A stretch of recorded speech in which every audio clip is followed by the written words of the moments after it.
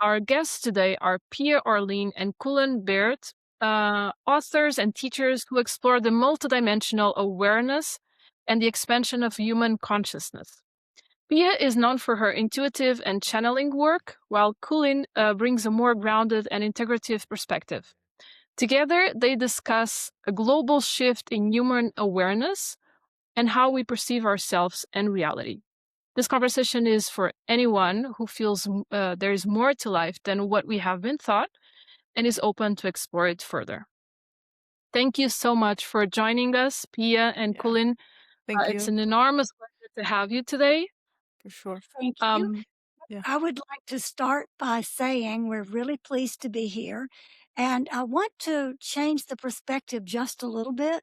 Cullen does provide a more grounded perspective, although he's a very grounded person. If we're not sitting here, there would be no contact with interstellar beings because he accesses them just as equally as I do. In fact, when we're communicating with other realms, they come through both of us. We have to be holding hands. Oh, and we have to wow. be touching, and they come through us both simultaneously.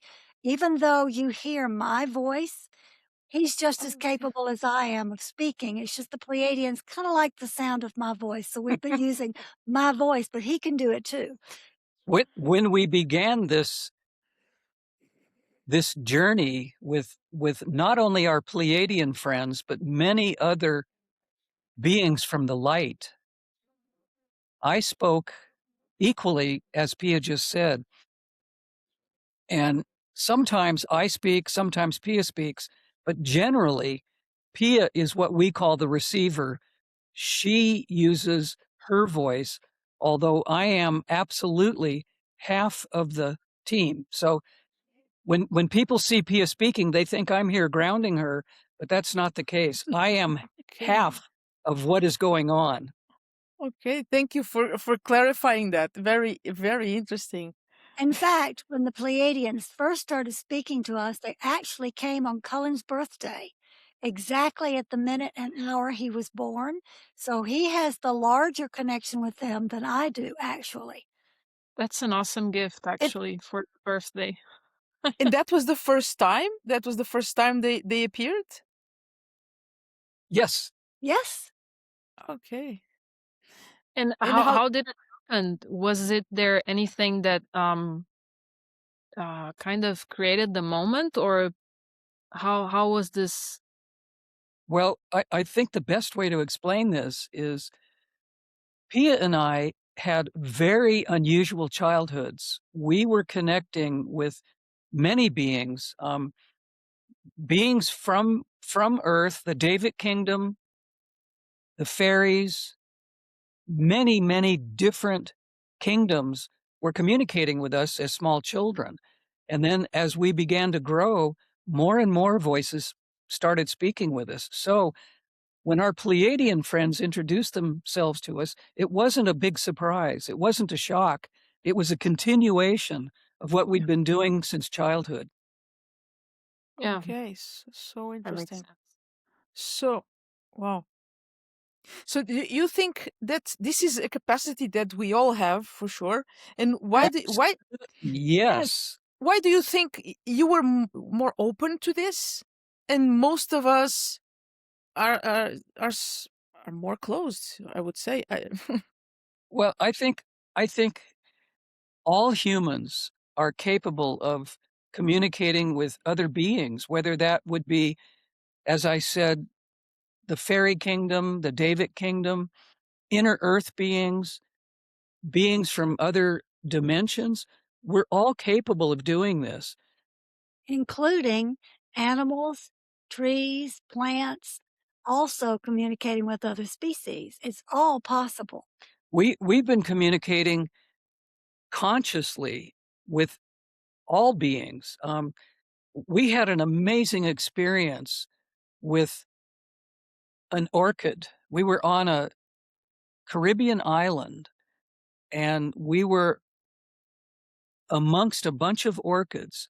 And one of the orchids, as we were walking by, turned to us, and we looked at it and we went, "Are you trying to communicate with us?"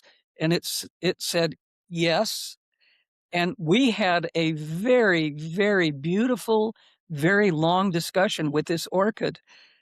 It was one of those experiences that gives us goosebumps because it was so real and it was so deep. It was incredible. So we've been speaking and communicating with all beings everywhere all of our lives. So, Renata, back to your question about why everyone can't do it or can they do it?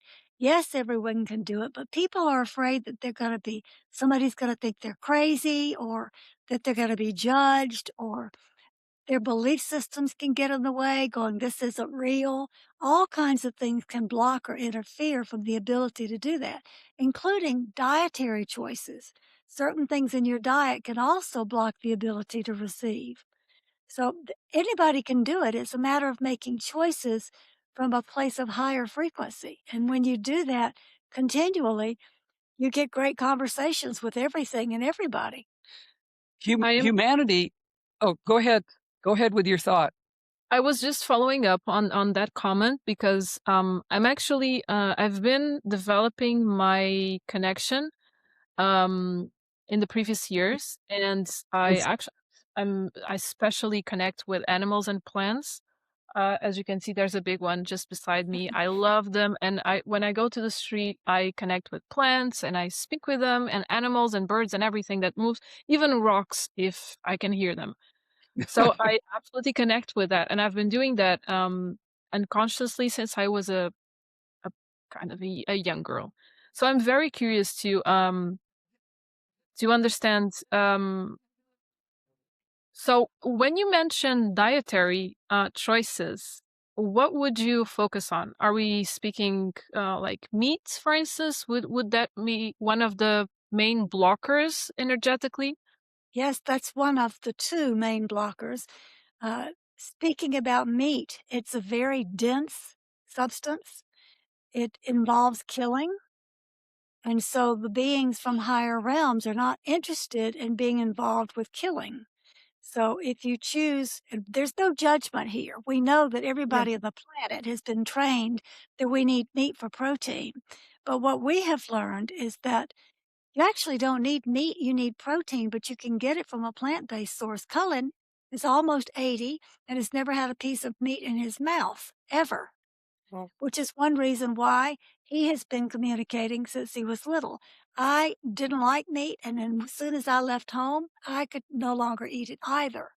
So we both, since childhood and very young adulthood, have been no meat, whatever. We know intuitively it just doesn't feel good to our senses to have something that involves killing another living being. Mm-hmm. Yeah. There's a big Sorry, go ahead. There's a big difference between taking a potato out of the ground, because you can cut a piece of the potato and put it back in the ground. The plant will regenerate immediately. Can't do that with an animal. Absolutely, yes. True.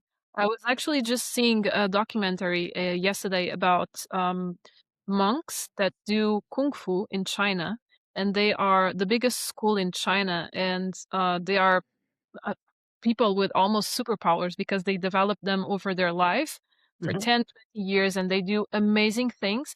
And I actually was very amazed to know that they also don't eat protein. They don't eat, they don't eat meat.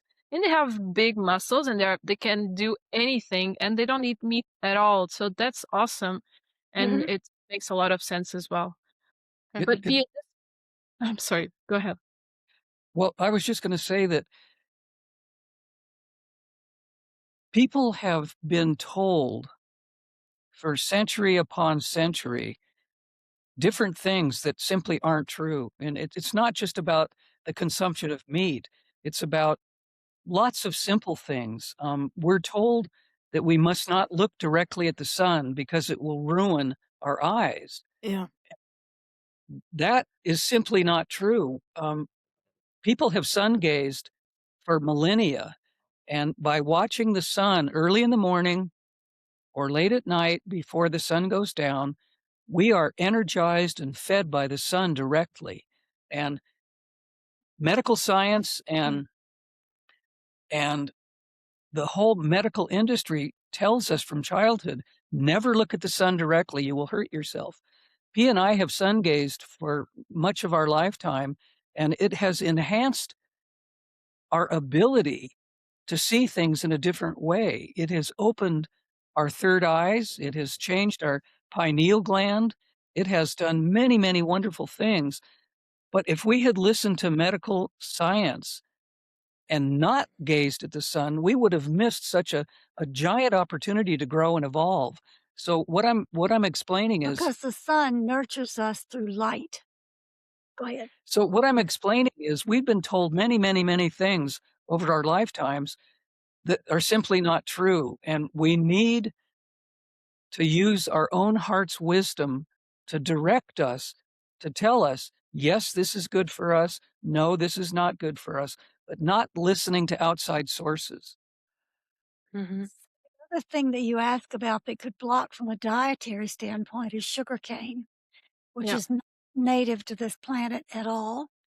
And Oh, it really yes, it was put here to control people.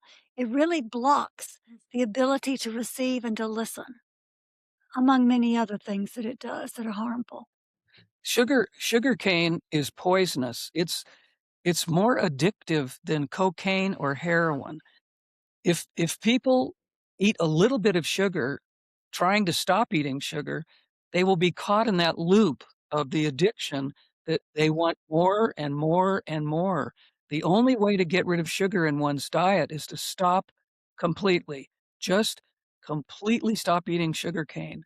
And it's actually quite easy. There are so many sweets available on this planet: honey, maple syrup, stevia, coconut blossom, beetroot?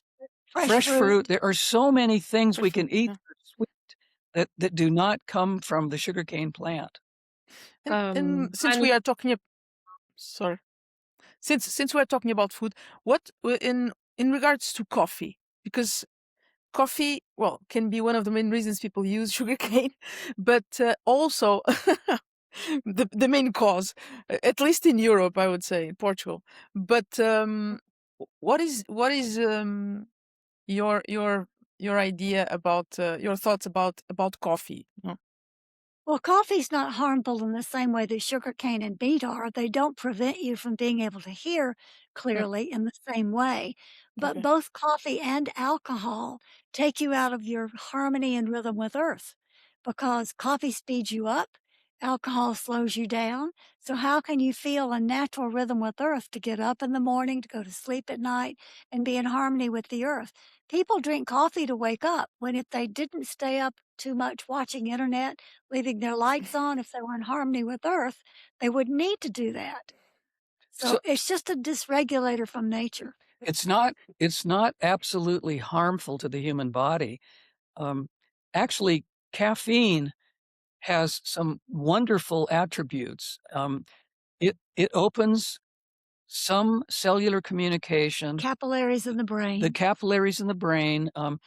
People who have headaches or migraines can be helped by using caffeine to open those capillaries to allow more flow in order for the brain to function more fully. So That's the best way to actually use caffeine or coffee or chocolate, which has more caffeine than coffee does.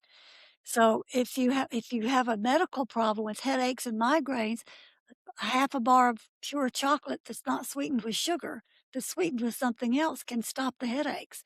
A cup of coffee can stop the headaches. It's a medicinal. I'm sorry, let Okay. me just close a little bit the window because I'm starting to sun gaze. Yeah. Okay. Give me just a second. Yeah. Interesting. Very interesting. Because of the time of the year, the sun is just moving and now it's hitting on this window. So it's something that it's unpredictable. And I have this light here, and it was actually kind of coming through the Too light that much. we Too yes, much. it was um Yeah. so I guess we should now start speaking about what we are going through right now, right? The planet itself. Mhm. So there's a lot of people discussing this topic. I would like to ask you in a open format question, what is humanity going through right now? We as a species are going through a transformation that humanity has never, ever experienced before. There are many reasons for this. One of the biggest reasons is the activity of the sun. We are in a solar maximum, in a cyclical pattern that happens over and over again.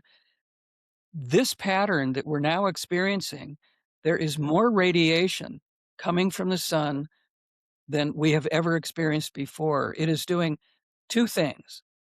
It is giving us more light, which we need to evolve. It is opening our pineal gland, which is absolutely connected with light. And it is giving us more radiation to actually change our bodies. We're going through this process where we're becoming less dense, we're becoming lighter, we're leaving the place of being a carbon-based being into a liquid crystalline being. And the light that's being offered to us is the vehicle for that to happen.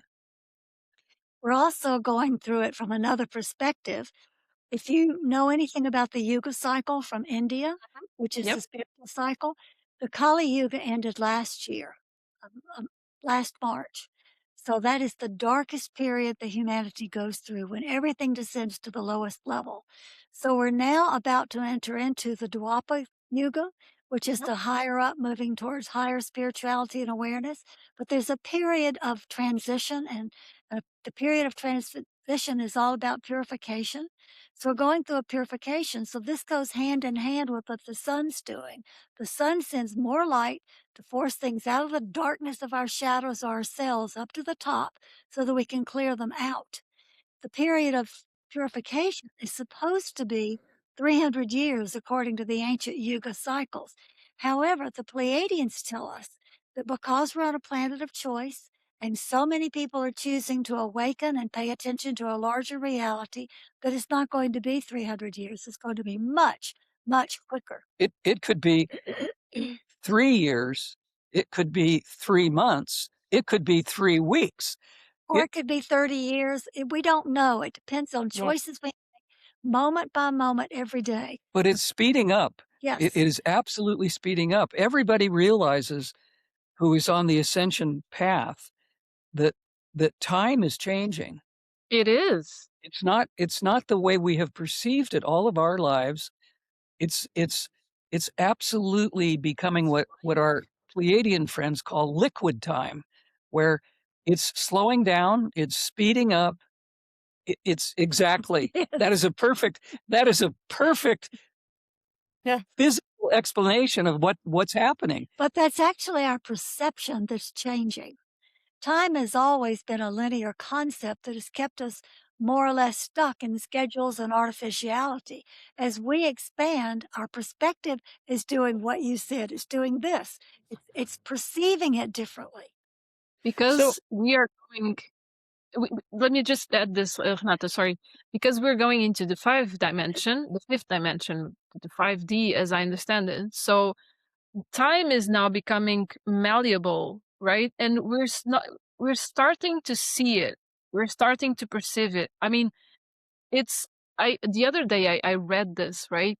Someone was saying the COVID era, like 2020, was 7 years ago. But we, in our minds, we think it was like 3 or 4 years ago. And it's crazy because how time started to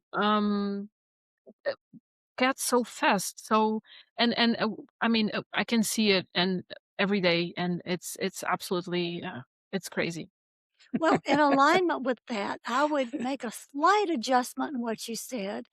Everybody on the planet thinks we're going from 3D to 5D, that that's the next step. But that's because we've been trained that everything is hierarchical. You go from first grade to second to third when you're going through school. Everything is built upon learning something else and going to the next higher level. The Pleiadians explain to us that it's not a linear concept. Energy spirals, it is not linear. So we're not actually moving into the fifth dimension. We're actually moving into multidimensionality simultaneously, where we can choose what dimension we want to relate with as we expand our concepts and our perceptions about reality.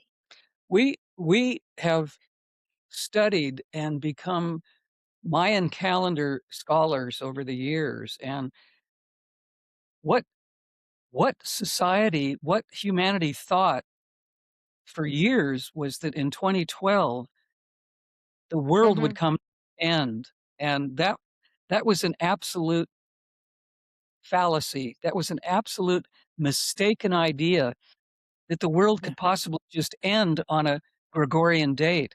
What actually happened in 2012 is that the calendar was trying to tell us that the world as we know it, and I'm going to say this again, the world as we know it is coming to an end, because at that point in human evolution and planetary evolution, what happened was we were given the gift of what Pia just explained.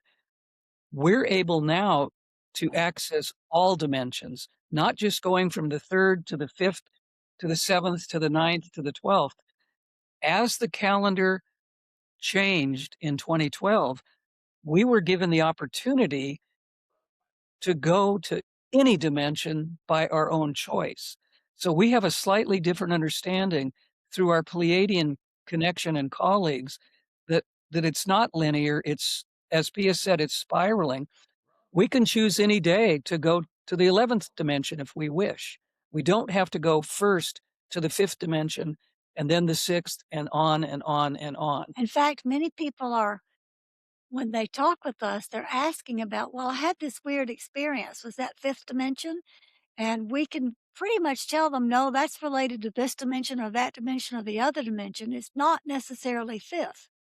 So people are expanding perceptions, which is helping align with this expansion we're doing collectively as we evolve. Yeah. So, yeah, this is, my mind is like, my mind is like this now.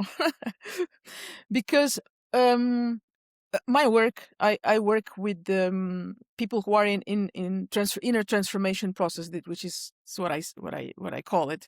So they are in depression, anxiety, burnout. These are all names that society has given to, in my opinion, a natural process of inner development. We are all going through this, and this name is not giving the right approach. So now at this moment, I would say that this reality then is a reflex of this ascension that is happening in a background, unseen plane, right? And so this chaos, apparent chaos, is like reality reorganizing in a way. No, so this fear and anger. So for me, fear is pre-expansion. Is the body, is this kind of like I wouldn't say the ego, but there's kind of a resistance when you are on the edge of expanding. Now, there's a certain resistance, and anger would be reorganization of boundaries, of limits, of in a way would be of creating new structures and removing previous that are obsolete at this moment, no, with all this ascension or this evolution that is happening. So my question, what is my question? When you say that this is the end of the world as we know it, what is going to be, if do you have an idea of how would be a daily basis for a human, in this let's say, you know what I mean? Yes. Yes, absolutely. What changes in terms of how you organize your day, how you direct your attention to other people, to tasks? Again, we talked about nutrition. How is going to be a change in choices of food? So let me give 3 points from my perspective, and then Cullen will add his. First of all, what you're describing is the dynamic tension that we experience here in duality. Cullen has a very favorite saying he tells people all the time: if you start something new, it should be 50% scary and 50% exciting. That's the Exactly. dynamic tension you're describing. Yeah. So that's one thing. The secondary thing is that we are, as you spoke about anger, the Pleiadians tell us that anger is the fuel for change. When you get angry, Agree. it's the opening to do something different. So Exactly. we should welcome our anger, but don't project it on anyone else. Use it to change what isn't working in our lives. So one good guideline is to tell people, use your anger as a fuel to change what isn't working in your life. Exactly. And the third point is you said, what can we expect? We are a process. So the only thing we can really expect is the unexpected. We can only expect that we are continuing a process that we've never seen before. Okay. So no guidelines. There's no map. Well, there It- are guidelines, actually. The Pleiadians give us 3 guidelines. They say the guidelines are number 1, the spirit of Inlakesh, which is a Mayan word that means I am another yourself. In other words, treat everybody the way you want to be treated. And the Okay. second one, The second one is a Sanskrit word, ahimsa. And ahimsa simply means do no harm. No harm to yourself first, no harm to any other being. and the third one is the concept of highest good for all. When you make a choice, choose from your heart, considering how it impacts everybody, including yourself. Because on this planet, we walk through a dichotomy of, oh, well, I have to be good and I have to put everybody else first. That's not healthy. No. Or I have to take care of myself and I don't care how it affects others. That's not healthy either. So the third guideline is, what is the highest good of all, including me? I think what we're talking about, to answer your question about how can we be different? How can we evolve? How can we grow?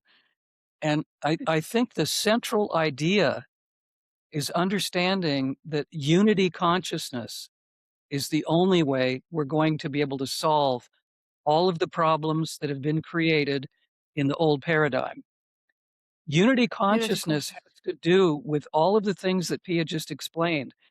Only doing good, only being of service, only reaching out with kindness, compassion, and love. Laarkmaa wrote a series of books that they call the Wisdom from the Stars trilogy that you can find on our website. But the second book in the trilogy addresses this question very well. It's called Remembering Who We Are, and there's a set of guidelines in the back where Laarkmaa takes the 10 Commandments from the Christian tradition, the 8 ways of the Buddhist tradition to follow, and they give us 10 guidelines to live by, 10 steps to live by. They call it the 10 choices. So that's a good reference point for what you're asking about. How do we have the guidelines in this time where, as you said a minute ago, and Cullen agreed, there is no map? There's no map. Yeah. Of my I experience. think you said it in a Talk. I think you said it in an interview where you mentioned the map is heart, right? Yes. Yes. Heart. I was also now we were saying, and I was feeling that this is like from the mind we would do these things, from the conscious and from the mind, act from the heart, act from this. The other thing that I experience, it's like there, at least in my path, there are a series of insights or small awakenings through which I go. I didn't ask for them. I just, I wanted more information. But then it's like poof, and then now I don't eat meat. Now I don't feel like eating meat, and I'm like, why don't I feel like eating meat? This happened 15 years ago. I didn't plan it; just happened. And then something happens, and alcohol. Also, don't feel like drinking so much alcohol anymore. Or now I need, to be with less people. So this kind of it happens. There's a shift. There's an inner shift that's happening. I don't know also if it's enhancing or speeding up with the solar flares that you talked about. So I would wish that we all like just shift like this, because I from what I know of human beings, if we have to, I have to follow these these procedures, I think it's going to be taking quite a while for us to ascend, for this shift to occur, But still, and I'll be very brief in this comment. Still, it's happening very fast, Renate, because I was just thinking like 10 years ago, this conversation would be considered very on the limit, and there would be almost no one interested in YouTube to seeing this. And also, I remember clearly in 2010, I had this conversation with a colleague, and I was saying that I have this vision from the world where the world is just, the human beings are all connected. They all dedicate their life to studying, loving each other, and taking care of the planet, and just stay studying everything. That's what life on the planet is. And I remember saying this out loud, and everyone started laughing and saying, "Wow, that's impossible." And just fast forward like 15 years to now, we are starting to having these conversations of a split where I can actually see this coming through. So it's actually very fast happening, I think. It is. When I said earlier that humanity has never had this experience before, our parents, our grandparents, our great-grandparents did not have the consciousness that you're speaking of right now. What you just described is only available at this time because of the energies that are here. We've never had. There have always been special people in every epoch and every era. There were always Leonardo da Vinci's, there were always Michelangelo's, there were always people who understood things, but the collective was not aware of these energies as a whole.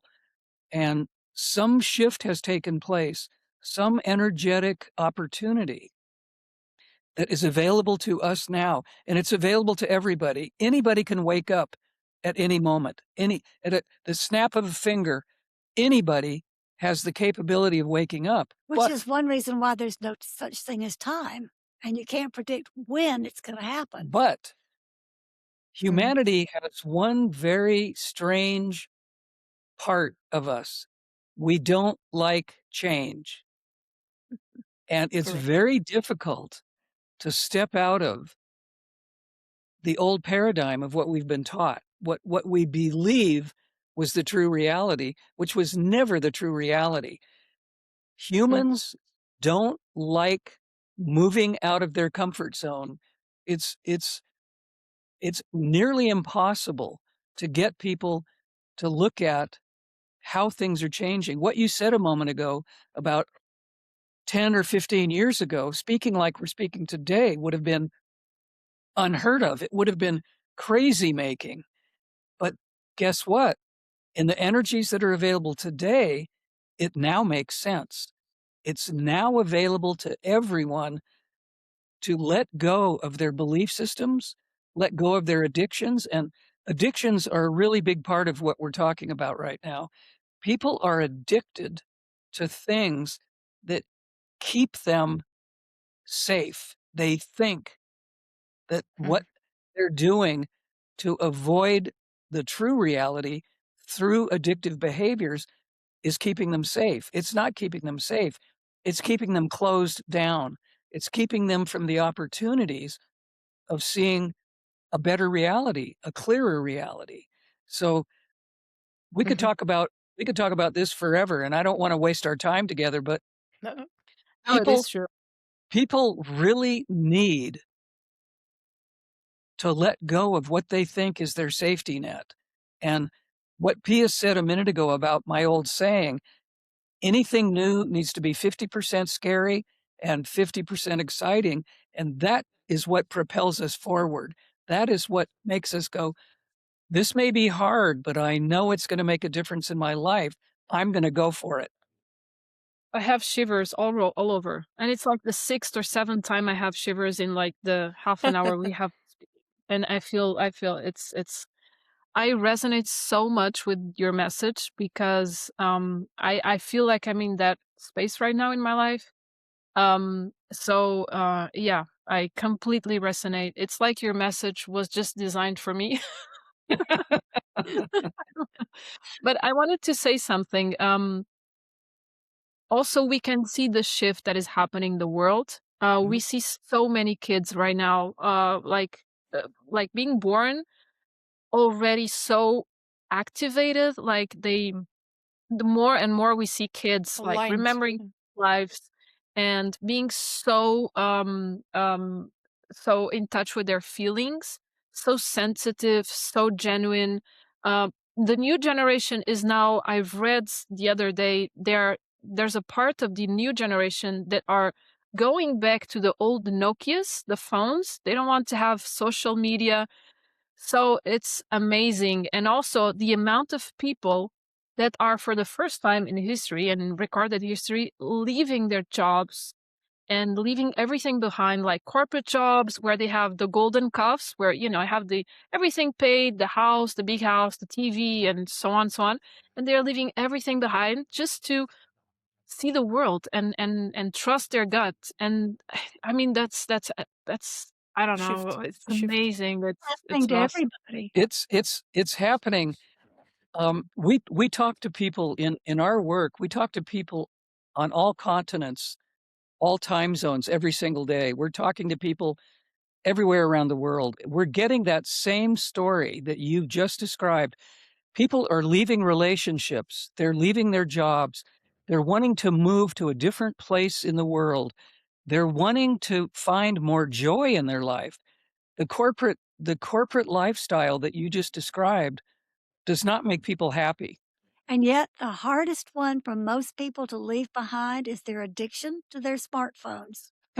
We have we have Oh, never used a smartphone at all because we refuse to get caught up in the, I have to Google to find out where this is or what that says. We don't rely on that. yeah. We use as it was intended as a form of communication. Yeah. That's it. Yeah, we don't. This may sound unusual to both of you, but we don't use social media. No. Yeah. We only speak on podcasts or interviews like this. We do have a YouTube channel. We have a YouTube channel, but That's it. but we don't use the normal social media outlet. Facebook, Instagram, It's all of those. the vibration or the frequency of those applications simply don't work for us. We cannot feel comfortable or alive if we were to use those ways of communicating with people around the world.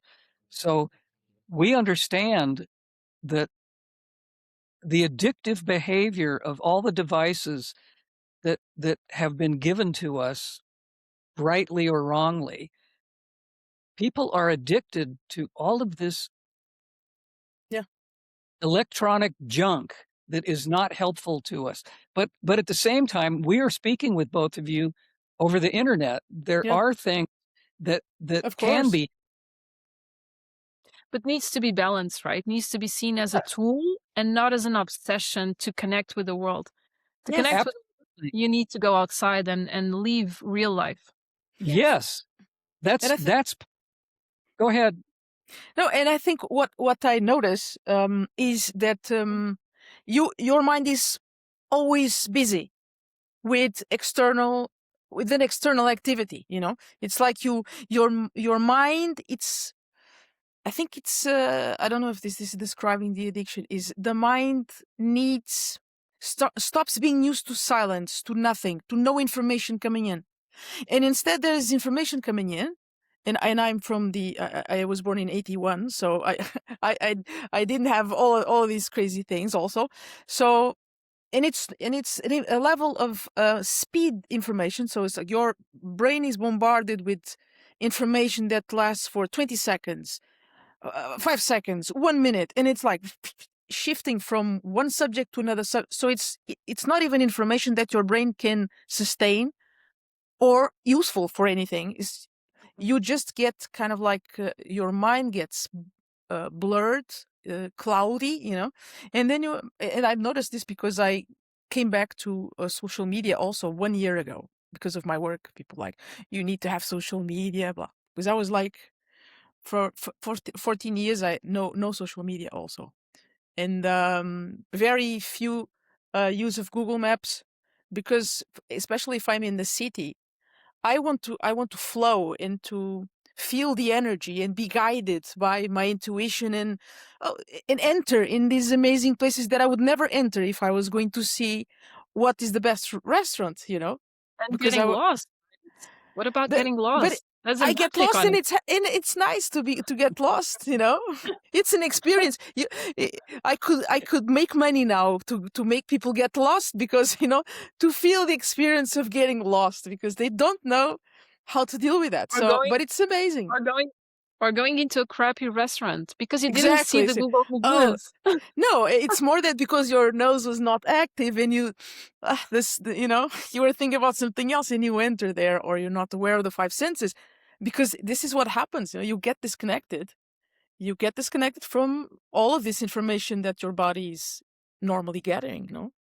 What we're talking about right now together is we've lost our connection to the natural world, and technology is taking us further and further away from our natural state of being part of nature. It's not that we go to nature to go to a national park 1 week out of a year. We have to be connected to nature all the time, every day, all day long. And if we're involved with technical machines, if we're involved with anything that has nothing to do with nature, we're becoming more lost, and more lost. And what we're noticing worldwide is people's memories are changing. People are forgetting things, and it doesn't have anything to do with aging or lifestyle or even diet. We have been bombarded with, as you said a moment ago, with too much information, too many bytes, too much stuff. What this is showing us is that we must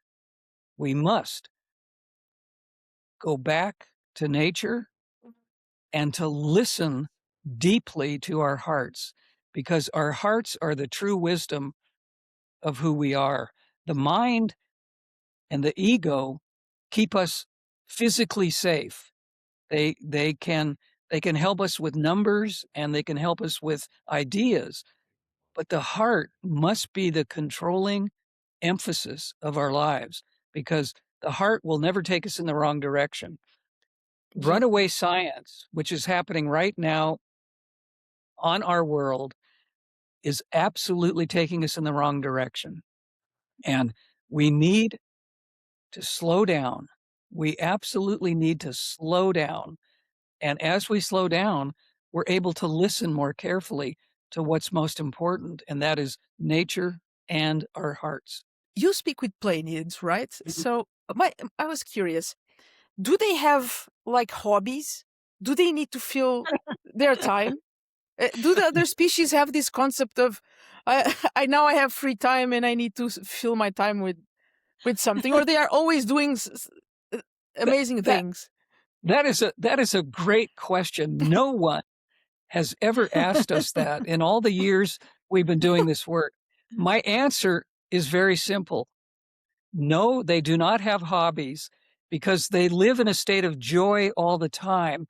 They don't need to distract themselves with a hobby, because they are of service, and their service allows them to be in a state of bliss and joy all of the time. And to be funny, although I completely agree with what Cullen's sharing, if we were to choose a hobby for them, I think they would look at us and say, well, helping humanity is our current hobby. Exactly. It makes a lot of my sense.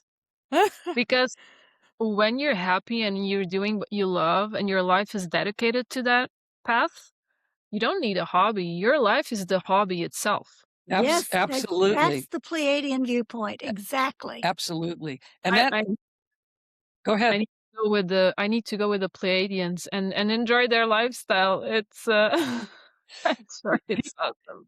People have asked us over the decades that we've been doing this work, what do they really like?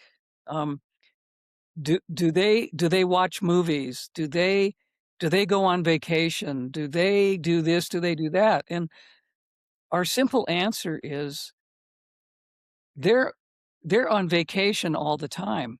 They are so filled with love and service and joy and purpose to be helping that they live in that lifestyle all the time. They don't have compartmentalized existences like we humans do. They don't go to work for a certain amount of time. They don't sleep for a certain amount of time. They are doing what they're doing all the time. It's their experience. Yeah, I can see how schedules are. How schedules, for example, I go to the gym, but there's this period of time that I can go to the gym, and then if you want to, so everything has times for boxes, so we have to comply with these boxes.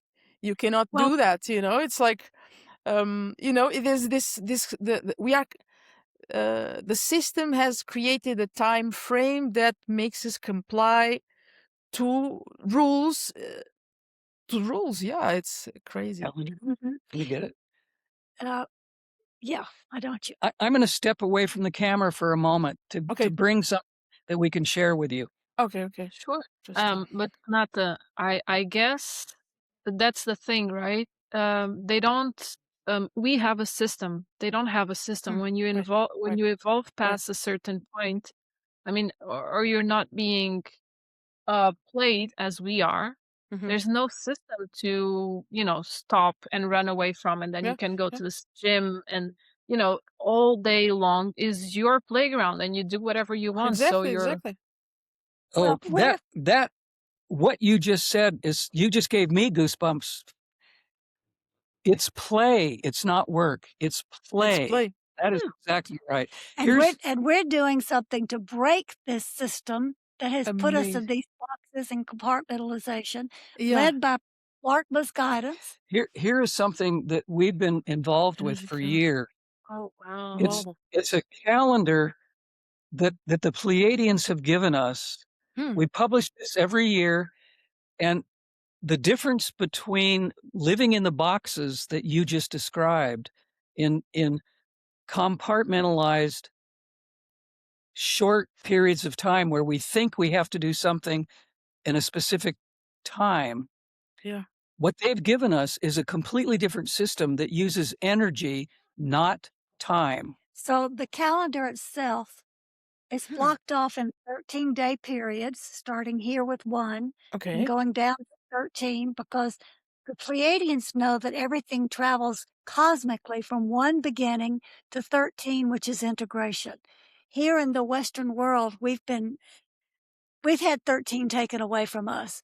No 13th floor on elevators, 12 months in a year, 12 eggs in a dozen. Everything is based on 12 because the patriarchy's decided 13's unlucky. But the Pleiadians are bringing that back, saying you need integration in your life, otherwise you're always just speeding up more and more and more. Exactly. You need a day to integrate. So there's 13-day periods. Each period has the universal cosmic energy on it, and under that, each day has a personality energy called an earth energy. So this, in the back of the calendar, there are the universal energies are explained, and how on a 6 it's a good day to travel, but on a 4 you don't want to travel because that's foundation. And the earth energies are explained with appropriate use and inappropriate use of the energy, and the 13-day periods are explained also. So this system Amazing. that they introduced us to years ago, it's absolutely nature-based. It has to do with cycles, patterns, and energy, not timing. All astrological systems that are traditional, whether that's Western, Indian, Vedic, Chinese, Japanese, Korean, it doesn't matter. All of those systems were developed around timing, not around energy. But the Pleiadians, the only thing they need to do a Pleiadian Earth energy astrology chart, which we do, or to look at what your energy is that you carry, which is your cosmic gift, all they need is to look at were you born before sunset or after sunset, because the energies change at sunset. The energies don't change at midnight in the middle of the night, and we don't start a new year in January in the middle of winter. It's against nature. We start New Year's every spring at equinox. We change energies of every day at sunset. The old energy dies away, the new energy has seeds planted to begin to blossom. So this system allows us to know what to do on any given day, whether to have a job interview on a certain day that would be positive, a good day to travel would be positive, a good day to stay home and take care of yourself, don't be out in the world. Each day has an energy that corresponds to our own individual energies, and we can map out how to live our lives through energy rather than time. It is a completely different and much more accurate way to live in the flow. But it's also overlaid on the Gregorian calendar. So you can look at, oh, this is a 6 energy. I want to travel today. What day of the week is that? What's the date? So you could use the Gregorian scheduling system that is our systemic paradigm that we're in, but it's overlaid by you're making the choices, which we don't usually do. And if you know, in addition to that, your personal energy, the calendar will tell you what days are empowering for you and which days you may face more challenges. So you don't want to go ask your boss for a raise on a day that's a challenging day for you. Oh. On a day that's empowering for you. So we only bring this up because of where you were taking this discussion about compartmentalized. We go to the gym, as you said, we eat lunch, we go back to work, we do whatever we do. That is all training that we've been given, and I call all of this training bad training because it was never organic. It was never in what we call in the flow of grace. I want to say something, and I know it's a little bit controversial, the word that I'm going to use, but I feel like that's the word, to be honest, which is a little bit of enslavement here. Yes. It's a Because perfect we're not word. Just a little. we're not happy. We need to wake up every time, with a clock, which is not natural at all. You need to have an alarm to wake you up in the morning, and then you need to eat when you don't want to eat, which is, at 1 p.m. or 11 or 12, whatever, but is the stuff to eat. Maybe I don't want to eat in that time. I need to sleep when I need. It's just really doesn't make any sense. It's tiring. It's tiring because you're against your flow. It's like you're Exactly. saying you're against your flow. Now I have to eat, but I'm not. I don't feel hungry. I'm still digesting. Or now I have to go to sleep, but I don't have. And depending on the person, you can be super energized in the evening, and then you're supposed to go to sleep. But no. Well, your choice of words, actually, enslavement, is absolutely accurate. We have been told that we must comply. We must do what we're told to do, whether that comes from family, religion, government, medicine. If we look back at the COVID era and look at what happened to humanity, we were told to do something that many of us knew was not right. We knew that it was not life supporting to do what we were told to do. And yet we were told if we don't do this, we won't be okay. We won't be safe. Instilling fear, which is the reason for the enslavement, to instill more fear so that we're more easily controlled. So that term is not it's not controversial, it's accurate. I know, but maybe some people will not fully grasp what I'm saying. So that's why I used used it very gently. But I think what we're saying is they removed the sovereignty from us. Yes. Yes, you're right. Absolutely. And we're claiming it back now. Exactly. The Pleiadians always tell us when they talk on publicly and public presentations or privately, they always say, don't believe us. Trust in your own heart. We're here to empower you to listen to your heart, not to look outside of yourself. They always say that. this is one of the Yeah. mottos of the podcast is we're helping humanity take their sovereignty back, right? We're helping Good. spread the message, believe in love, be love, and take your sovereignty back.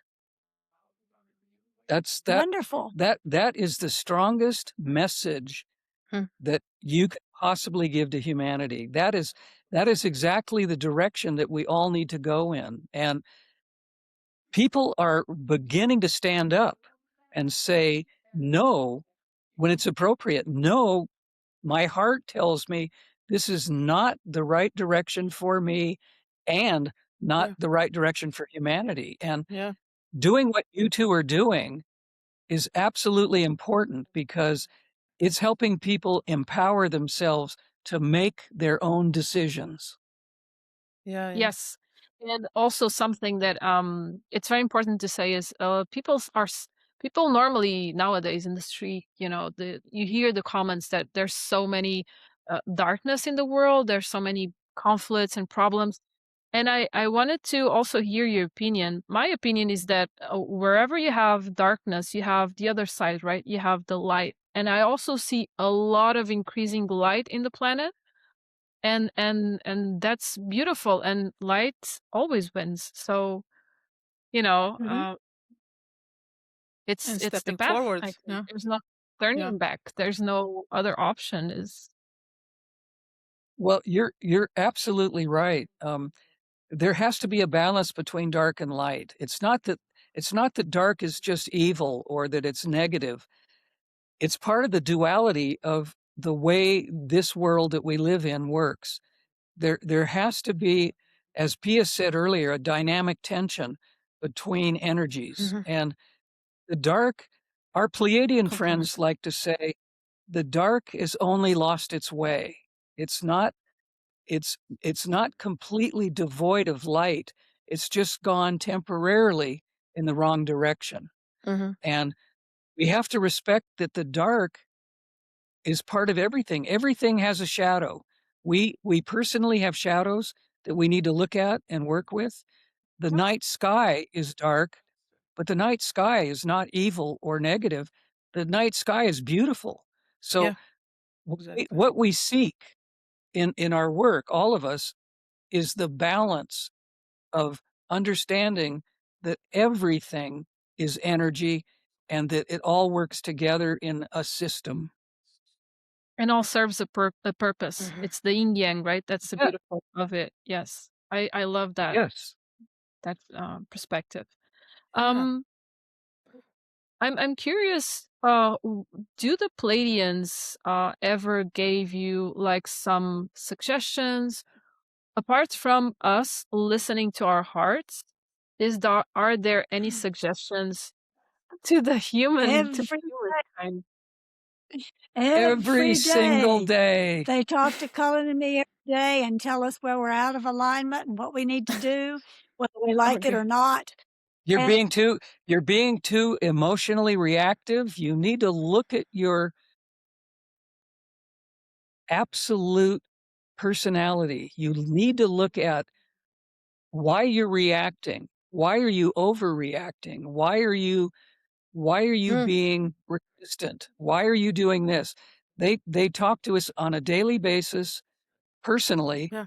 as they do with people they have private sessions with. in private sessions, they often say, well, good job. You've done a lot of mental and emotional work, but you still got some energy stuck in there that's making you think a certain way and react a certain way. And they will Hmm. help people remove the energy. So, yes, they talk to us and they talk to everybody they talk to personally, always giving suggestions. And with every suggestion, they tell us we have no judgment. It's your choice. Yeah. And don't believe us. Trust your heart. If what we say resonates with your heart, follow it. Everything they do to help humanity grow is all about self-empowerment. What they're trying to help us understand is that we are much more powerful than we often believe. We know more than what we have forgotten. And their job, from their perspective, is to help us remember who we are. That's why we wrote the middle book in the trilogy and titled it Remembering Who We Are, because we have all the answers. We have all the wisdom. We've just forgotten how to use it. We've forgotten how to bring it back into our own reality. So they don't want us to think that they're a guru or a leader or a teacher. They are only here to empower us to become the highest, most incredible version of who we really are. Renate, do you want to ask something? I've been My head is like it's stretching and contracting. I think I'm still digesting some of things that you just mentioned, but I think it's aligned also with my work. One of the things that I learned it's judgment. You cannot receive a message if you judge, if you are judging, and it's complicated because, for example, in my work, I say things that are maybe they can be received in a harsh way if you are in a judgment position, because it might go directly to the ego. But I always say, this is without judgment. If you receive this with judgment, you will miss completely what we are talking about here. And then you cannot go do the work, because even though I don't agree. I don't agree, but let's hear the message.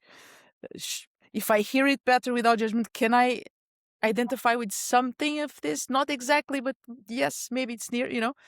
So you have to be able to abstain from judgment, in order even to do self-work.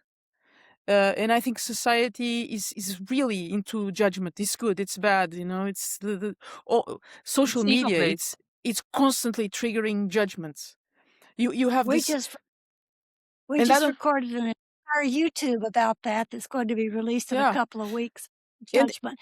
But the Pleiadians say that there's a difference. If you want to learn how to get your point across, judgment is always attached to emotion. There's an emotional component. reaction. Yeah. Discernment is not attached to emotion. Discernment comes from noticing from the heart. So if we could get people to understand that when they're having an emotional reaction, it's connected to judgment. And when they're just feeling something in their heart to consider, it's a discernment. And discernment comes from neutrality. Yes. Exactly.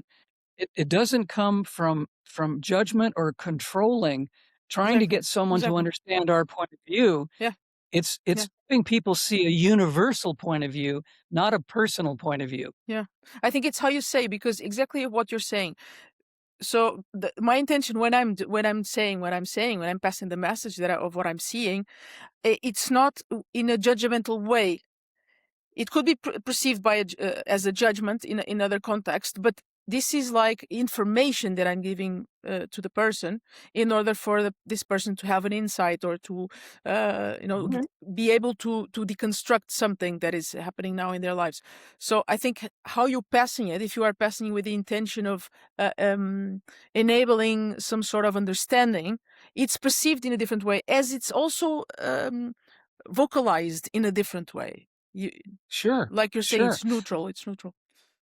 Yeah, what you're saying is you're giving the person the potential of seeing something outside of their own understanding. It's giving them a neutral piece of information or wisdom that you're not forcing upon them.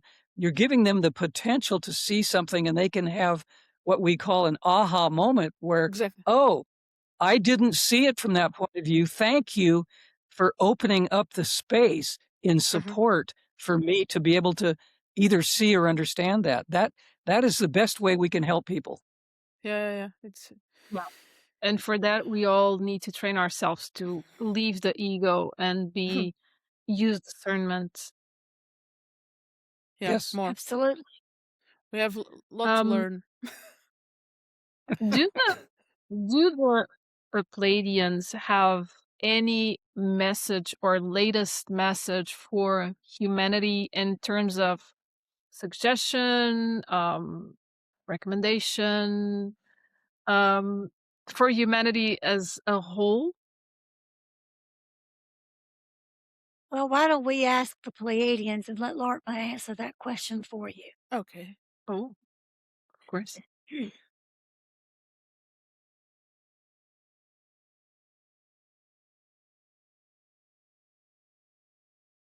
Hello, dear ones. We are Laarkmaa, and we are here because we love you. You asked the question if we have a message for all of humanity. And we would say to you that the answer is remember that you are love. You are not defined by the color of your skin, the religion you follow, if you follow a religion, where you live in the world, political beliefs, medical beliefs. You're not defined by any of these things.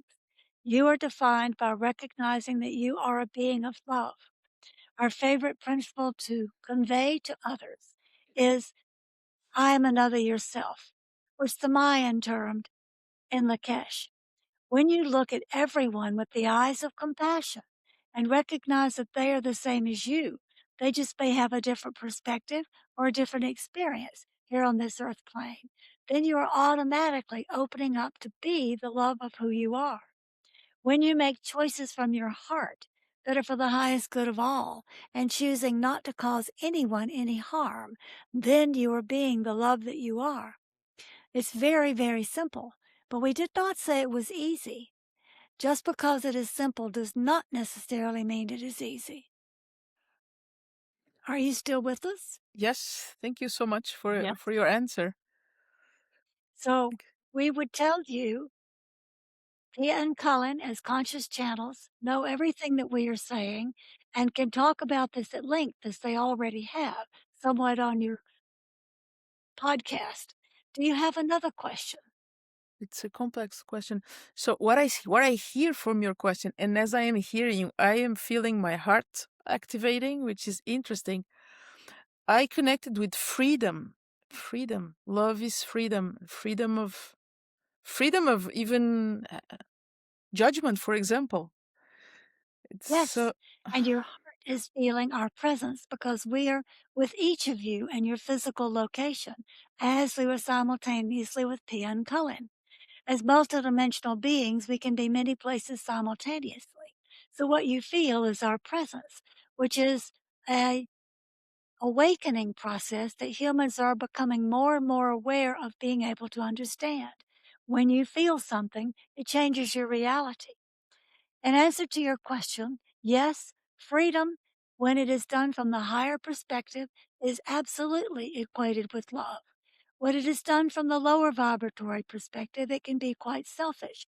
I want to do what I want to do, and I don't care about anybody else. But that's lower vibrational freedom.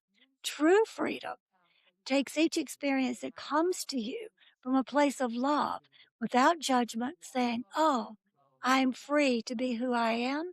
I am free to accept others as they are. And I remember that all of us are beings of love. yes, thank you. Uh, I have a question which is related to something many people feel right now, the need and the wish of establishing contact with our brothers and sisters from the cosmos. So I'm guessing my question would be, when would we expect, and is it soon that we can finally get back to connecting with our family in the cosmos? How about now? Didn't one of you just have an experience of feeling us? How about now? Didn't the other one of you also feel that we're in the presence? Now is when we become available to you. There is no such thing or need for disclosure. Disclosure implies that someone else has the power to show you the truth, to show you what is present. You don't need that. As you become more free and more aligned with sovereignty and authenticity, you determine when you make contact, not anyone outside of you. When the energies are right, when you raise your frequency, then you make contact. We are here. We're already here. We're all around you in energetic form. When Pia and Cullen recently presented our work and we spoke to a very large gathering in Sedona, Arizona recently, Many people after the presentation came up and said that they could see us standing behind Pia and Cullen or moving around through the audience. Those who were at the right frequency were aware that we were there. So it's not about when, in terms of are you going to be given a truth that shows that we are here. It's about raising your frequency to know that we are already here and that you can connect with us anytime you choose. At this time, we only speak through Pia and Cullen because we've been working with them in many, many parallel lifetimes, which are simultaneous experiences.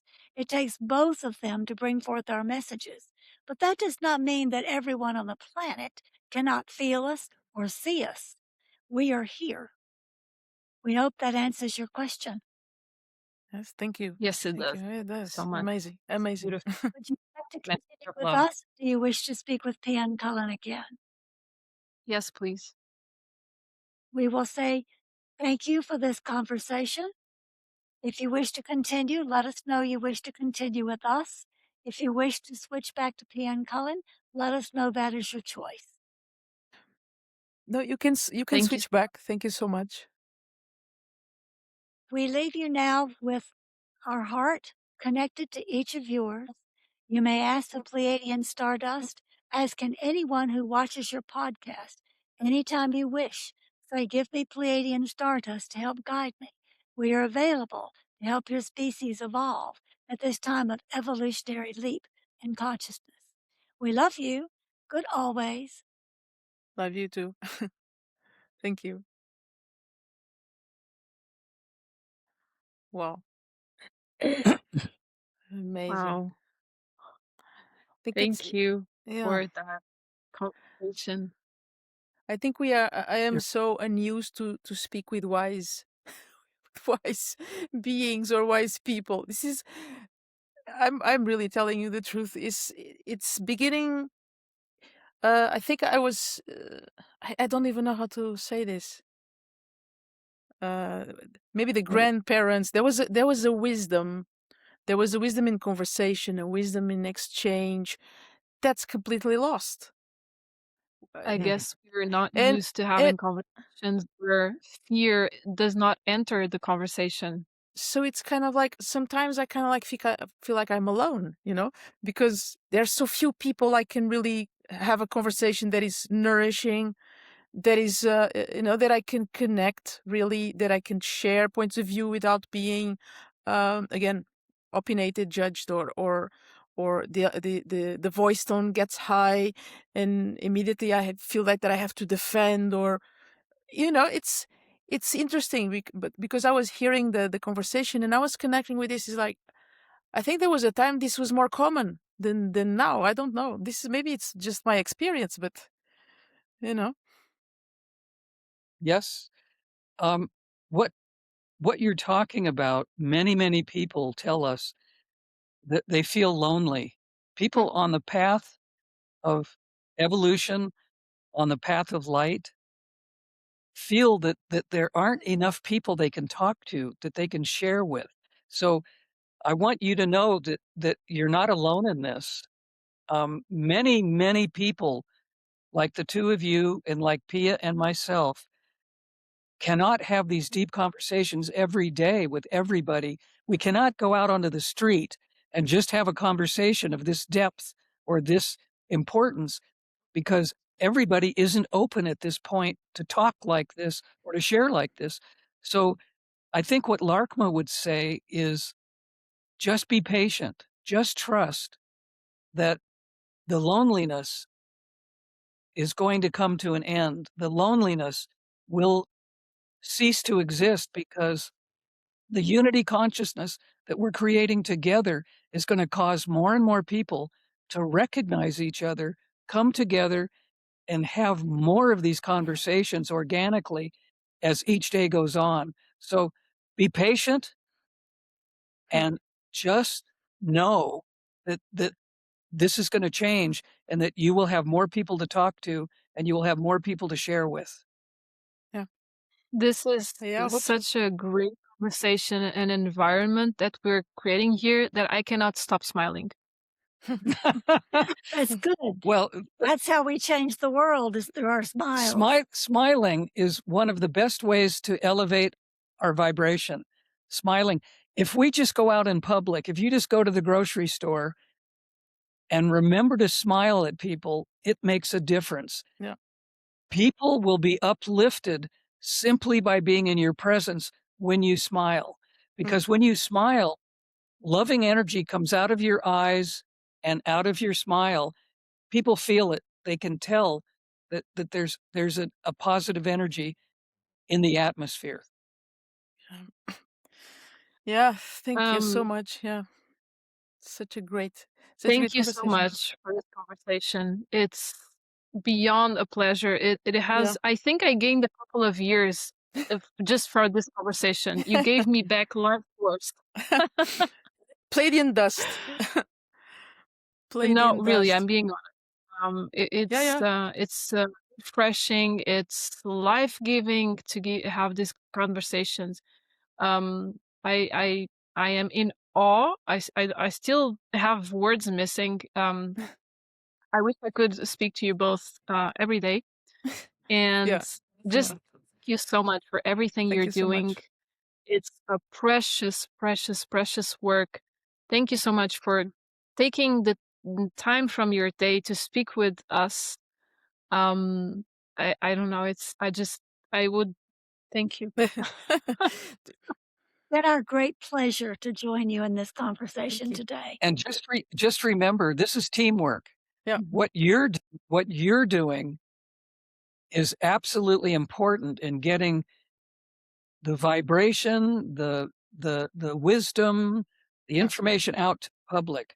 So what the two of you are doing is part of the whole picture. What you two are doing is increasing the availability of wisdom and knowledge that everybody can listen to and make part of their lives.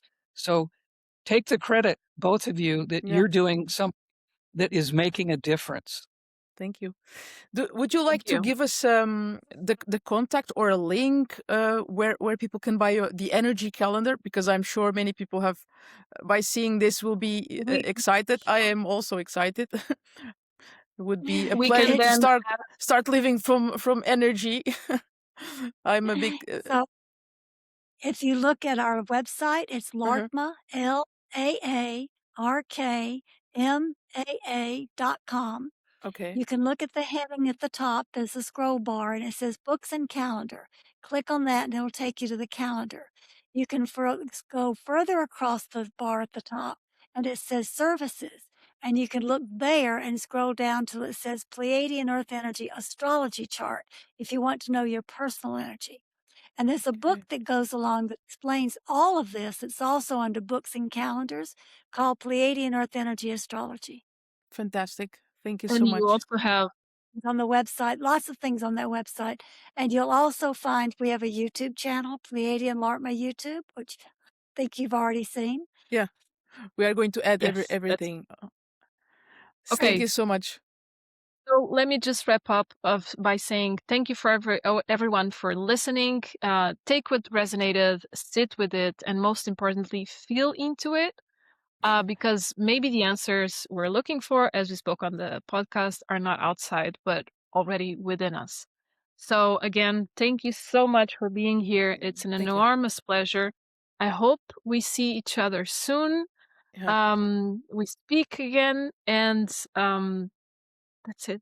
Thank you. Yeah. Thank you. Thank you. Thank you for inviting us Yeah. to be part of this sharing together. This has been good for all of us. Yeah, for sure. I'm nourished